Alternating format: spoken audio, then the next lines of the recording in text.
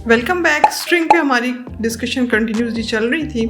आज हम लोग स्ट्रिंग के बारे में बात करेंगे कि स्ट्रिंग्स पाइथन में इम्यूटेबल होती हैं तो क्यों होती हैं, क्या रीज़न है, और स्ट्रिंग की इंटर्निंग क्या होती है, इंटर्न पूल क्या होता है। यहाँ हमारे पास एक वेरिएबल है A1 जिसके अंदर लिखा हुआ है वेलकम, और ये हमारी जो स्ट्रिंग है मेमोरी में इसका रेफरेंस होगा सपोज A123। स्ट्रिंग है हमारी वेलकम और मेमोरी में इसका रेफरेंस है सपोज A123। इसी तरह से हमारे पास एक और वेरिएबल है B1, उसमें भी सेम यही स्ट्रिंग वेलकम की हमारे पास मौजूद है।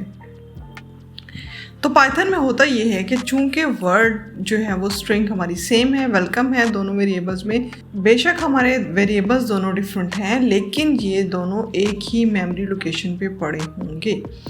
यानी अगर हमने A1 पहले बनाया था उसमें वेलकम लिखा था और उसके बाद हमने B1 नाम का एक वेरिएबल बना दिया है और उसमें भी हमने वेलकम लिखा है, और A1 का जो रेफरेंस है A123, B1 का जो है उसको वही रेफरेंस 123 मिल जाएगा। न्यू रेफरेंस नहीं होगा, न्यू मेमोरी लोकेशन उसको एलोकेट नहीं की जाएगी। लेकिन एक तो बात होगी कि हमारा जो है ऑब्जेक्ट है A1 या B1 वो कहाँ पे रेफ़र हो रहा होगा, तो रेफरेंस उसका सेम है A123। लेकिन जो पूरी की पूरी स्ट्रिंग है वेलकम वो सारी की सारी एक डिक्शनरी के तौर पे की वैल्यू पेयर में स्टोर होगी, और ये जो हमारी की वैल्यू पेयर की डिक्शनरी बनी हुई होती है इसको हम लोग पाइथन में कहते हैं कि ये इंटर्न पूल है। मैं दोबारा से रिपीट कर रही हूँ। हमारे पास वेरिएबल था A1 जिसमें हमने स्ट्रिंग डाली थी वेलकम, दूसरा वेरिएबल हमने बनाया B1 उसमें भी हमने लिखा वेलकम। ये दोनों एक ही रेफरेंस पे पॉइंटर जा रहा होगा, लेकिन ये वेलकम की जो स्ट्रिंग है इसकी मज़ीद जो है मेमोरी में लोकेशन इस तरह से बनेगी कि की वैल्यू पेयर में एज अ डिक्शनरी ये स्टोर होंगी, जिसको पाइथन में कहा जाता है ये इंटर्निंग है या इंटर्न पूल है। इस सिनेरियो को थोड़ा सा और डेप्थ में देखते हैं। यहाँ पे हमारे पास लिखा हुआ है सपोज रेफरेंस है S213 जिसके ऊपर हमारे पास वेलकम लिखा हो। अब W हमारा डिक्शनरी में इस तरह से स्टोर होगा कि हमारी की होगी W और हमारी वैल्यू होगी 1K, यानी 1K के ऊपर ये हमारा W पड़ा हुआ है। अब नेक्स्ट जो E है वो कैरेक्टर हमारा पड़ा हुआ है 2K पे, L पड़ा हुआ है 3K पे, C पड़ा हुआ है 4K पे, O पड़ा हुआ है 5K पे, M पड़ा हुआ है 6K पे। Note this point. अब यहाँ पे दोबारा मैंने वेलकम का E दोबारा नहीं लिखा। उसकी रीज़न ये है कि E का कैरेक्टर ऑलरेडी 2K पे मौजूद था, तो नेक्स्ट E जब हम लिखेंगे उसको भी 2K ही अलॉट होगा, न्यू वैल्यू नहीं डाली जाएगी। यानी अगर सेम कैरेक्टर होगा तो उसको जो की वैल्यू पेयर मिल चुका है वही वैल्यू रहेगी, न्यूज़ को एलोकेट नहीं की जाएगी। नीचे आप देखें तो हमने सपोज लिखा हुआ है किसी भी वेरिएबल में हमने लिखा हुआ है सेल, SELL स्पेलिंग, ठीक। इसका रेफरेंस है P331 सपोज कर लेते हैं। अब यहाँ पे जो इंटर्न पूल तैयार होगा, जो डिक्शनरी की वैल्यू पेयर्स होंगी उसमें सिर्फ और सिर्फ हमने S लिखा है यहाँ पे S:1K डिक्शनरी में इस तरह से की और वैल्यू स्टोर होगी। उसके बाद E और LL मेंशन ही नहीं किया जाएगा। रीज़न इज़ दिस कि ऑलरेडी मेमोरी की डिक्शनरी में इंटर्न पूल में E और LL मौजूद है। E में है 2K, तो इस वाले जो सेल वाला E है इसको भी वही 2K पे लिख दिया जाएगा, बस एक पॉइंटर जो है ना उसको रेफर कर देगा, ठीक है।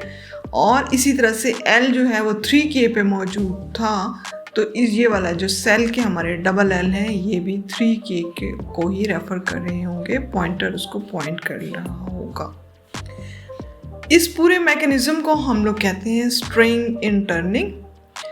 इसका फ़ायदा क्या होता है कि जो भी स्ट्रिंग होती है उसकी सिर्फ एक ही कॉपी मेमोरी में तैयार होती है और उसको बार बार नहीं लिखा जाता, जिसकी वजह से हमें ये फ़ायदा होता है कि मेमोरी में स्पेस कम एलोकेट होती है और प्लस कंपैरिजन बहुत इजी होता है।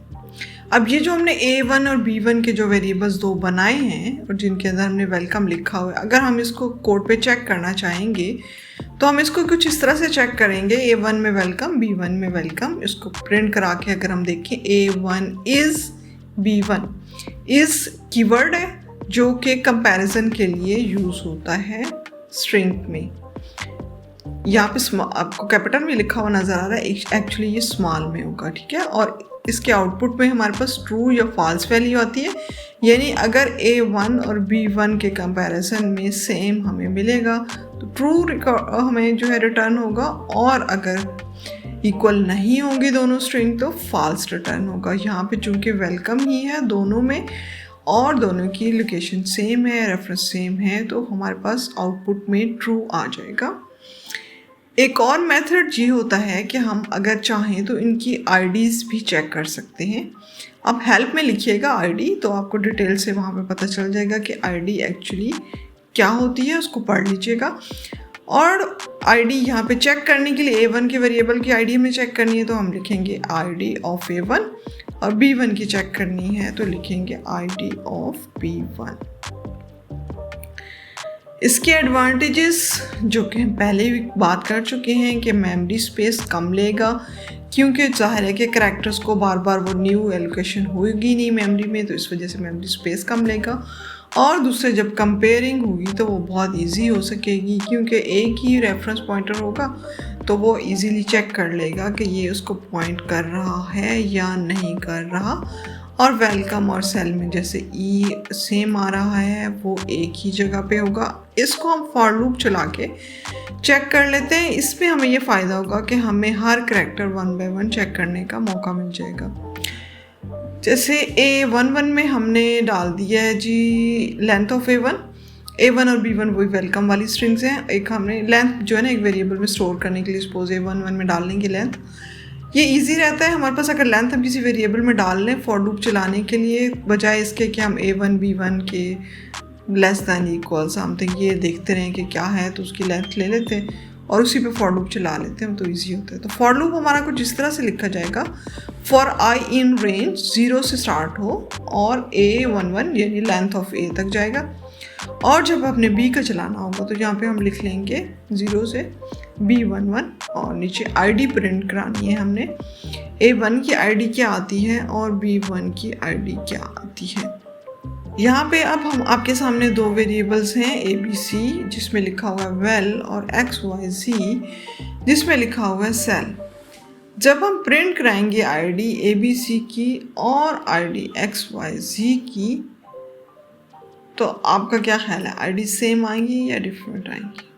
चलें इसके ऊपर फॉर लूप हम चला के देखेंगे जनाब कि एक तो हमारे पास 1 बाय 1 सारे करैक्टर्स आ जाएंगे और आईडी भी चेक कर लेंगे कि ABC की डाल के देख लेंगे कि वो आईडी कौन सी है, और नेक्स्ट भी डाल के देखेंगे कि वो आईडी कौन सी है। हमें ये चीज़ तो अब तक समझ आ गई कि अगर सेम स्ट्रिंग्स हैं और वेरिएबल दोनों डिफरेंट हैं तो भी चूँकि सेम रेफरेंस मिलेगा, सेम एड्रेस मिलेगा, तो वो दोनों इक्वल ही होंगे और एक ही दफ़ा वो लिखे जाएंगे, उनकी कोई भी दूसरी कॉपी नहीं होगी।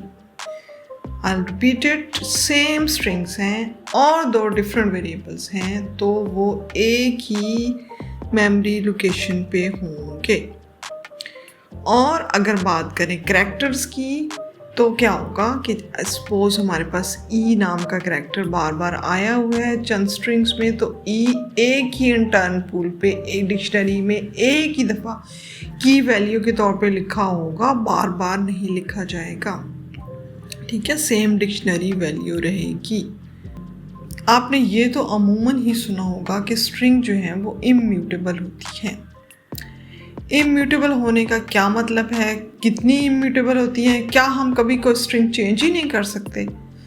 तो इसमें रीज़न क्या है और इसको हम किस तरह से यूज़ कर सकते हैं, इस पे अपने कॉन्सेप्ट किस तरह से क्लियर कर सकते हैं। फ़िलहाल आप ये याद रखें कि स्ट्रिंग्स इम्यूटेबल हैं, ये बात बिल्कुल 100% सच है, लेकिन उनका रेफरेंस म्यूटेबल है। अभी आपको ये बात समझ में नहीं आएगी, ये जब कोड करके मैं आपको दिखाऊंगी तो आपको ये चीज़ सब ज़्यादा क्लियर होगी कि इस बात का क्या मतलब है। ए में हमारे पास वेलकम है और उसका रेफरेंस है A12। अब ए में हमने जनाब वेलकम की जगह लिख दिया वेल बीइंग। क्या हम ये लिख सकते हैं? हम कह रहे थे कि स्ट्रिंग्स इम्यूटेबल होती हैं, लेकिन यहाँ पे हमने क्या किया कि वेलकम की बजाय वेल बीइंग लिख दिया है। क्या हम ऐसा कर सकते हैं? जी जनाब, हम ऐसा बिल्कुल कर सकते हैं। हम मानते हैं कि स्ट्रिंग इम्यूटेबल हैं, लेकिन अगर हम पूरी की पूरी स्ट्रिंग ही उस वेरिएबल से चेंज कर लें तो उसका रेफरेंस भी ऑटोमेटिकली चेंज हो जाएगा, इसलिए हम ऐसा कर सकते हैं। यहाँ पे ए में हमने डाला है वेलकम, उसका रेफरेंस था A12। उसके बाद दोबारा जी हमने असाइन कर दिया ए को वेल बीइंग वेलकम की बजाय, तो अब उसका रेफरेंस ही टोटली चेंज हो गया। रेफरेंस हो गया B12। It's acceptable, it's allowed, इसमें कोई भी प्रॉब्लम नहीं है। प्रॉब्लम कब आएगा? प्रॉब्लम जनाब हमें यहाँ पे फेस करना पड़ेगा जब हमने ए में डाला है वेलकम, बी में डाला है सेल, इन दोनों को रेफरेंस हैं डिफरेंट, ठीक है। अगर हम ऐसा चाहें कि जी हम चाहें कि WEL में कुछ इंडेक्सिंग या स्लाइसिंग, EL को सपोज हम चेंज करना चाहें, या सिर्फ W की जगह पे हम चाहें कि जी 0 इंडेक्स पे ये जो A में है इसको चेंज करके W की बजाय कोई और कैरेक्टर आ जाए, ये नहीं हो सकता और ये होना भी नहीं चाहिए। देखिए रीज़न हमारे सामने है, दो वेरिएबल्स बने हुए हैं वेलकम और सेल नाम के। अब देखिए E अगर 2K पे है और L 3K पे है तो दोबारा B में जो है E और L को कोई और मेमोरी एलोकेशन दी ही नहीं गई। तो अगर हम इस वेलकम में से E या L को चेंज कर देते हैं तो B का क्या होगा? ठीक है, डैंगलिंग पॉइंटर, यानी वो कहाँ पे पॉइंट कर रहा होगा? कहीं पे भी पॉइंट नहीं कर रहा होगा। इस वजह से इम्यूटेबल होती हैं स्ट्रिंग, यानी हम स्ट्रिंग की किसी इंडेक्सिंग को चेंज नहीं कर सकते, स्ट्रिंग की स्लाइसिंग करके चेंज नहीं कर सकते। हाँ, अगर पूरी की पूरी स्ट्रिंग न्यू डाल दें तो उसको रेफरेंस ही नया मिल जाएगा। अब अगर ए में हम वेलकम की बजाय कुछ भी कम सिर्फ डाल दें तो S213 की बजाय कोई और रेफरेंस होगा इसके पास और उसके आगे से डिक्शनरी चेंज होगी, तो उस सूरत में हमें ये अलाउ होगा क्योंकि रेफरेंस ही चेंज हो जाएगा। लेकिन हम ये नहीं कर सकते कि हम उसकी इंडेक्सिंग पे, अब वेलकम की इंडेक्सिंग में से कोई भी WEL समथिंग हमें अलाउ नहीं है कि हम कोई भी चेंज करें, क्योंकि मे बी बीज नाम का वेरिएबल कहीं और यूज़ हो रहा हो और उसके लिए प्रॉब्लम बन जाती है। इसलिए स्लाइसिंग और इंडेक्सिंग में यहाँ पे हम चेंज नहीं कर सकते और ये प्रॉब्लम हमें इम्यूटेबल होने की वजह से, स्ट्रिंग्स की इम्यूटेबिलिटी हमें इस प्रॉब्लम से बचाती है और हमें ये अलाउ नहीं होता कि जैसे अब वेलकम में सपोज E को हम जो कि 1 इंडेक्स पे मौजूद है उसको O या समथिंग कुछ कर सके। तो चलें इसको कोड करके देखते हैं। STR1 में हमने लिखा है वेलकम, STR2 में भी लिखा है वेलकम। अब हम इन दोनों को कंपेयर करना चाहते हैं कि दोनों स्ट्रिंग सेम हैं या नहीं। तो कंपेयर के लिए हम इसका कीवर्ड यूज़ कर रहे हैं। इसको रन करके देखते हैं तो हमारे पास क्या आया? ट्रू, यानी कि वेलकम वेलकम, चाहे वेरिएबल्स दोनों डिफरेंट हैं लेकिन कंपैरिजन ऑपरेटर हमें बता रहा है कि ये दोनों सेम हैं। अब हम इसको एक और तरीके से देखने की कोशिश करते हैं। ठीक है, हमने मान लिया हमारे सामने भाई वेलकम वेलकम दोनों में लिखा हुआ था, दोनों वेरिएबल बेशक अलग थे, स्ट्रिंग सेम थी, वेलकम था, तो दोनों में ट्रू आया कंपेयर करने पे। क्या इनके रेफरेंस आईडीज भी सेम है? तो अब हम STR1 और STR2 दोनों के आईडी को प्रिंट करा के देखते हैं क्या ये सेम आती हैं या नहीं। ये लें जनाब, हमारे पास दोनों की आईडीज आ गई हैं, STR1 की आईडी और STR2 की आईडी दोनों एग्जैक्टली सेम है। तो हमें ये चीज़ कंफर्म हो गई कि रेफरेंस सेम होता है। जब स्ट्रिंग सेम होती है, वेरिएबल्स चाहे जितने भी हों उनके अंदर अगर स्ट्रिंग वेलकम लिखी हुई है तो वो सारे के सारे एक ही रेफरेंस पॉइंटर उसको पॉइंट कर रहा होगा और मेमोरी में एक ही दफ़ा पाइथन में स्टोर होगा। अब हम देखना चाहेंगे इंटर्न पूल की जो हमने बात की थी कि करैक्टर जो होते हैं वो की वैल्यू पेयर्स में सेम करैक्टर को बार बार नहीं इंटर्न पूल में वैल्यू के तौर पर लिखा जाएगा बल्कि एक ही दफ़ा लिखा जाता है। अब इसको कंफर्म करने के लिए हम ये कर रहे हैं कि A में हमने डाला है वेलकम जबकि B में हमने डाला है सेल। अब हम चाहते ये हैं कि हम A को और B को दोनों को रन करके देखें, इनकी आईडीज़ को देखें, क्या E जो हमारे पास अब वेलकम में 2 दफ़ा E आया हुआ है। तो हमारा दावा ये था कि डिक्शनरी में की वैल्यू पेयर में ई एक ही दफ़ा आएगा, तो क्या वाकई एक ही आईडी उसको मिली हुई है। और बी वेरिएबल को अगर के ऊपर हम फॉर लूप चला के देखेंगे तो क्या बी वेरिएबल के अंदर जो ई है उसकी भी सेम ही है आईडी जो वेलकम वाले ई की है या उससे डिफरेंट है। अगर सेम है तो इट मीन्स कि हमारी वो बात सही है कि इंटर्न पूल में ई के करैक्टर को मेमोरी में एक ही दफ़ा की वैल्यू पेयर के तौर पर लिखा जाएगा, बार बार नहीं लिखा जाएगा। और उसके बाद जितने भी वेरिएबल्स हमने लिखे होंगे उनकी स्ट्रिंग में जहाँ जहाँ ई होगा तो वो सेम जो है पॉइंटर रेफर उसी की वैल्यू को एक ही दफ़ा को कर रहा होगा, ई को बार बार नहीं लिखेगा। तो हम इसमें जनाब फॉर लूप चलाएंगे for I in range 0 length of A की जितनी लेंथ है वो उसके हिसाब से चलेगा। और प्रिंट में हम जनाब एक तो कराएंगे कि जी प्रिंट ए ऑफ आई में हमें वो करैक्टर देगा, यानी फर्स्ट टाइम जब लूप चलेगा तो हमें डब्ल्यू मिलेगा, सेकेंड टाइम चलेगा ई मिलेगा and so on and so forth. और साथ कॉमा लगा के हमने आईडी ए ऑफ आई कर दिए, यानी ए ऑफ आई की हर करैक्टर की जो आईडी होगी वो भी हमें बताता जाएगा। तो इसको हम स्टार्ट करते हैं। जी जनाब, हमारे पास ये रिजल्ट आया। अब आप इसको गौर से देखें कि क्या है। डब्ल्यू की मेमोरी लोकेशन 1593990980720। ई जनाब हमारे पास पड़ा हुआ है 1593991058160 पे। और फिर उसके बाद देखिए नेक्स्ट जितनी भी करैक्टर्स आ रही हैं उनके अंदर जो है वो डिफरेंट है, लेकिन लास्ट का जो ई है वो और फर्स्ट का ई वो क्या ये दोनों चेंज है? गौर करके देखिए, नहीं चेंज नहीं है, सेम वही है 159399140588160 पहला ई, दूसरा ई का भी सेम यही आईडी है। इसका मतलब ये हुआ कि चले हमें ये पता चल गया कि अगर एक वेरिएबल के अंदर कैरेक्टर रिपीट हुआ है तो क्या होगा कि उसको न्यू असाइनमेंट नहीं होगी कि वैल्यू पेयर जो एक दफ़ा मिल चुका है दूसरी दफ़ा पॉइंटर उसको सिर्फ रेफर हो जाएगा और दूसरी दफ़ा उसको नहीं लिखा जाएगा। तो क्या किसी, अब हम देखते हैं कि क्या किसी और वेरिएबल के अंदर अगर लिखा हुआ ई तो उसके साथ भी सेम ऐसा ही मामला होगा। तो अब बी में हमने सेल लिखा हुआ है और हम देखना चाहेंगे कि क्या जो वेलकम वाला ई था ये सेल वाला ई भी उसको वही का मेमोरी लोकेशन मिली है या चेंज मिली है।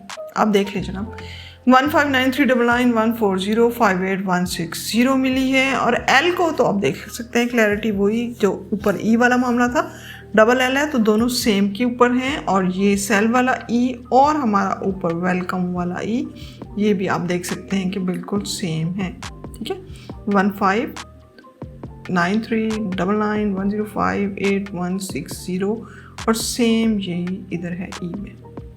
ठीक है, तो हमें क्लैरिटी होगी कि अगर हमारी पहली बात हमें क्लियर हुई जब हमने एक ही वेरिएबल दो वेरिएबल्स के अंदर एक ही स्ट्रिंग डाली वेलकम नाम की तो क्या हुआ कि हमें एक ही आईडी मिली। इसका मतलब है कि वो एक ही रेफरेंस पे थे।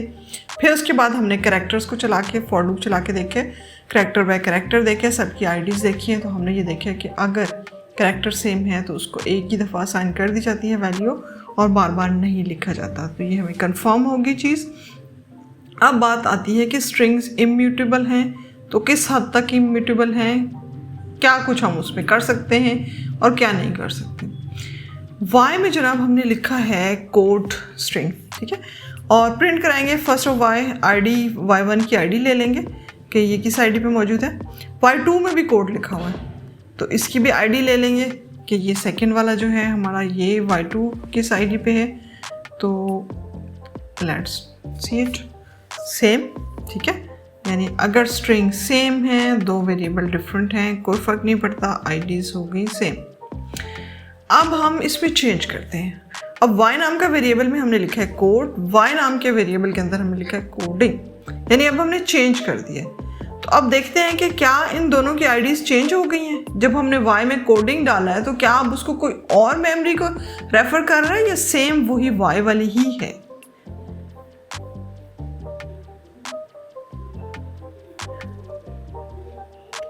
तो जनाब ये देखिए जो हमारा फर्स्ट y है जिसमें हमने कोड लिखा हुआ है उसकी मेमोरी लोकेशन और जो सेकंड y जिसमें हमने अब उस y नाम के वेरिएबल में हमने कोड की बजाय कोडिंग कर दी है तो अब उसको डिफरेंट मेमोरी लोकेशन मिल गई है। आप देख सकते हैं कि सेकंड वन की आईडी चेंज है।